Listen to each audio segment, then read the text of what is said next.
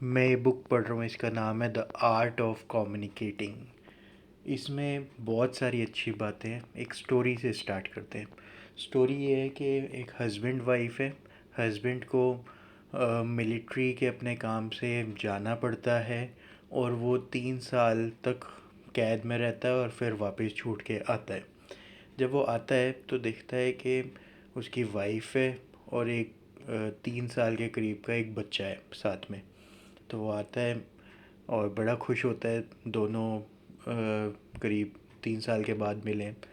लेकिन फिर उसकी वाइफ मार्केट गई होती है, बच्चा और ये कुछ बातें कर रहे होते हैं। ये कहता है कि मैं तुम्हारा फादर हूँ, और बच्चा कहता है कि मेरे पापा तो कोई और हैं। वो तो हर रोज़ रात को आते थे, हमें मिलते थे, और आप कोई और हो। तो ये आदमी बड़ा दुखी हो जाता है उसकी बात सुन के। और ये आगे कुछ कम्युनिकेट ही नहीं कर पा रहा होता है अपनी वाइफ के साथ। तो ये क्या करता है कि शाम को हर रोज़ घर से निकल जाता है, देर रात तक शराब पी के वापस घर आता है और कुछ ज़्यादा बात नहीं करता है।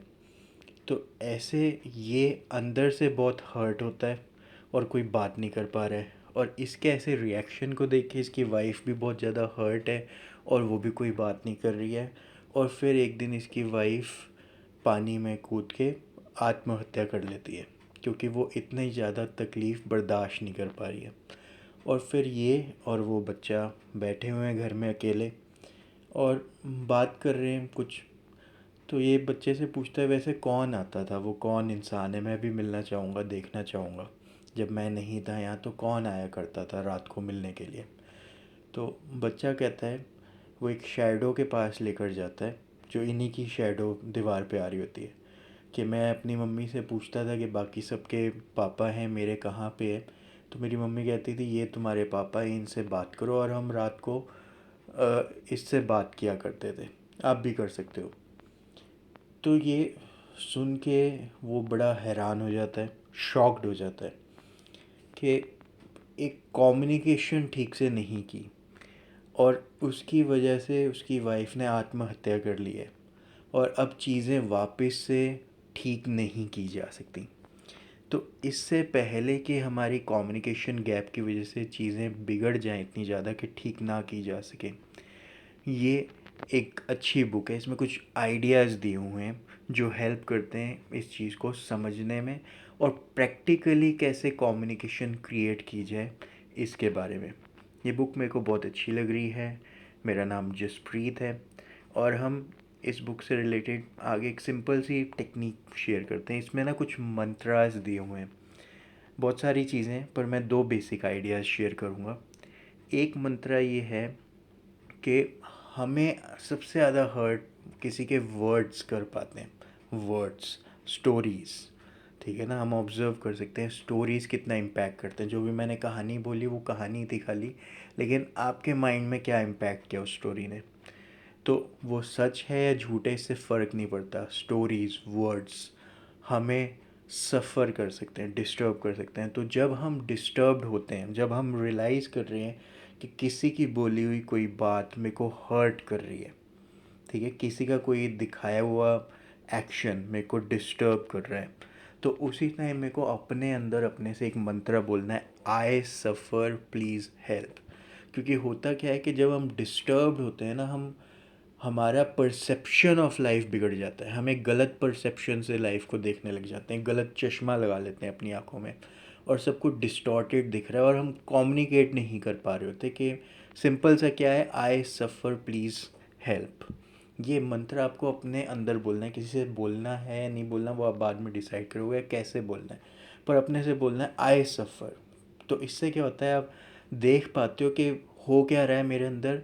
मैंने कुछ ऐसा देखा सुना जिसकी वजह से मैं सफ़र कर रहा हूँ और मैं मांग रहा हूँ प्लीज़ हेल्प। तो होता क्या है कि एक परसेप्शन क्रिएट होता है कि हाँ मैं बस अभी सफ़र कर रहा हूँ, बस यही हुआ है, और मैं हेल्प के लिए ओपन हूँ। क्योंकि जब हम डिस्टर्ब होते हैं, कोई हमसे पूछ ले कि आप परेशान लग रहे हो, मूड ख़राब है, कोई दिक्कत है, तो हम क्या बोलते हैं एकदम से, नहीं नहीं मैं ठीक हूँ, कुछ नहीं हुआ है। तो हम गायब कर देते हैं, छुपा देते हैं रियलिटी को, जो कि छुपती नहीं है। लेकिन अगर मैं मेंटली अपने आप को बोल रहा हूँ आई सफ़र प्लीज़ हेल्प, और कोई ऐसे हेल्प ऑफ़र करे, तो हो सकता है मैं बोलूँ हाँ थोड़ा सा ठीक नहीं हूँ और मैं अकेले रहना चाहूँगा इस वक्त। या कुछ भी मैं क्लियरली बोल सकता हूँ, मैं चाहूँगा कि अगर आप मेरे लिए कर पाओ अभी के लिए तो बहुत अच्छा होगा। ठीक है, तो आप एक अच्छी कम्युनिकेशन कर पाते हो क्योंकि आप अपने साथ क्लियर हो, अपने आप को बेवकूफ़ नहीं बना रहे हो। क्या कि आई सफ़र प्लीज़ हेल्प। और सेकंड मंत्रा है, जब आप सामने वाले को देखते हो कि ये हर्ट है और सफ़र हो रहा है, क्योंकि जब सामने वाला हर्ट है सफ़र हो रहा है उसको भी अपने से बोलना नहीं आता है आई सफ़र प्लीज़ हेल्प, तो वो भी यही कर रहा है, नहीं नहीं मैं बिल्कुल ठीक हूँ, सारी गलती उसकी है, ऐसे नहीं ऐसे होना चाहिए था, बिल्कुल गलत हो रहा है, हम कहाँ जा रहे हैं, कुछ भी एक्स वाई जेड, वो स्टोरी एक नरेटिव को बिलीव कर रहा है और परेशान है, और इससे ज़्यादा कुछ हुआ ही नहीं है।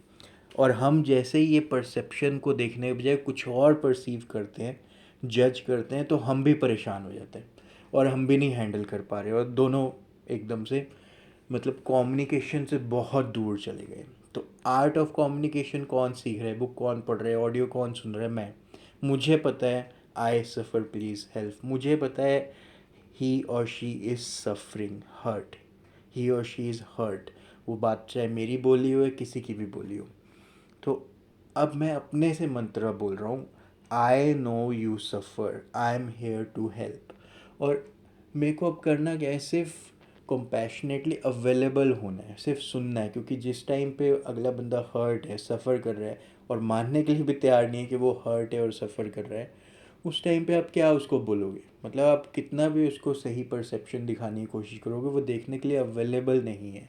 तो आपकी खाली इतनी रिक्वायरमेंट है कि आप उसको सुन सकते हो। अब बस इतना ही आपका काम है, इस टाइम पे आपको आंसर्स नहीं देने, बस सुनना है और अपनी परसेप्शन ठीक रखनी है कि हाँ अभी चोट लगी हुई है, दर्द ज़्यादा है, धीरे धीरे दर्द कम हो जाएगा, उसके बाद हम जो भी लॉजिक्स हैं, क्लैरिटी है, वो बाद में क्रिएट कर लेंगे, अभी नहीं, अभी टाइम नहीं है, क्योंकि अभी दिख रहा है कि ये सफ़र कर रहा है इंसान। तो इस टाइम पे बस इतना ही करना है नेक्स्ट पर्सन के साथ। और इसके साथ ये बुक रेकमेंड करती है कि हम ये जब प्रैक्टिस करना स्टार्ट करेंगे तो हमें आता नहीं है, हमारा माइंड जिस टाइम पे हमें ये सोचना है उस टाइम पे मंत्र बोल ही नहीं रहा होगा, क्योंकि वो फिर परसेप्शन में भाग जाएगा उधर। इसलिए बुक रेकमेंड कर रही है कि हम थोड़ी देर के लिए हर रोज़ माइंडफुल ब्रीदिंग करें, सिर्फ जब इनहेल कर रहे हैं तो माइंडफुली ऑब्जर्व करें सांस अंदर जा रही है, और जब एक्सेल कर रहे हैं तो माइंडफुली ऑब्जर्व करें सांस बाहर जा रही है। और इसी तरह थोड़ी देर वॉक करते समय ऑब्जर्व करें, हाँ मैं वॉक कर रहा हूँ, चल रहा हूँ। बस माइंडफुली अवेलेबल होना है अपने साथ थोड़ी थोड़ी देर के लिए। ये हर रोज़ आप प्रैक्टिस करने लग जाओगे तो माइंडफुली अपने साथ कनेक्टेड रहोगे और अवेलेबल रहोगे। और अब एक बहुत इम्पॉर्टेंट चीज़ है, आप अभी प्रैक्टिस करना स्टार्ट कर रहे हो, आप एक्सपर्ट नहीं हो गए, सिर्फ आपको पता चला है अभी। ठीक है, आपको गेम पता चल गई, रूल्स पता चल गए, खेलना नहीं आ गया। तो अब आप प्रैक्टिस करने के लिए निकले हो, आप समझ गए आई हर्ट प्लीज़ हेल्प अपने से बोलना है, और कुछ भी किसी से हम बोल भी सकते हैं अगर बोलना पड़े। और किसी को हर्ट होते हुए सफ़र होते हुए देख के वो चाहे जैसे भी रिएक्ट कर रहे हैं, हमने बोलना है I am available to help, I know you suffer. लेकिन आप अभी तैयार नहीं हो सकता है उसकी बातें आप सुन के फिर आप और सफ़र हो जाओ, अच्छा मैंने ऐसे बोला था, मेरा ये मतलब था। तो हो सकता है आप वहाँ चले जाओ, इसलिए आपको अपनी ब्रेक्स लगानी भी आनी चाहिए। और वो ब्रेक्स हैं कि अब मेरे को थोड़ा सा ना बात डिस्टर्ब कर रही है, या अब मेरे पास टाइम नहीं है, आप कुछ भी बोल के निकल लेते हो वहाँ से। ठीक है, अभी मैं सुन नहीं सकता, ठीक है, क्या हम बाद में इसको कंटिन्यू करें, तो आप कुछ ऐसा बोल के वहाँ से अभी निकल जाते हो और फिर रीविज़िट करते हो। तो जब आप रीविज़िट करते हो फिर आप मोर अवेलेबल हो सुनने के लिए, क्योंकि अब आप ज़्यादा समझ सकते हो। तो ये चीज़ आपको अपनी ब्रेक्स लगानी आनी चाहिए, ये नहीं कि अगले की सफरिंग सुनते सुनते खुद सफ़र करने लग जाओ। क्यों? क्योंकि हमने स्टार्ट कहाँ से किया है, स्टोरीज से। स्टोरीज जो भी नरेटिव स्टोरी अगला बंदा बोल रहा है, मैं वो बिलीव करने लग जाऊँगा, क्योंकि मैं सबकॉन्शियसली मानता हूँ। और जब मैं क्लियर होने लग जाता हूँ कि माइंडफुली अवेलेबल रहना है, स्टोरीज़ हैं ये इतना इम्पैक्ट नहीं करेंगी, तो क्या होगा, ग्रेट थिंग्स आर कमिंग, सारी अच्छी चीज़ें आपके सामने आती ही जाएंगी और आप हैरान होते जाओगे। सारे 10 out of 10 perfect life experiences एक एक करके आपके सामने आते जाएंगे और आप हैरान होगे इतनी जल्दी इतना बढ़िया कैसे होता ही जा रहा है। तो that's all for today. Thank you for listening. All the best.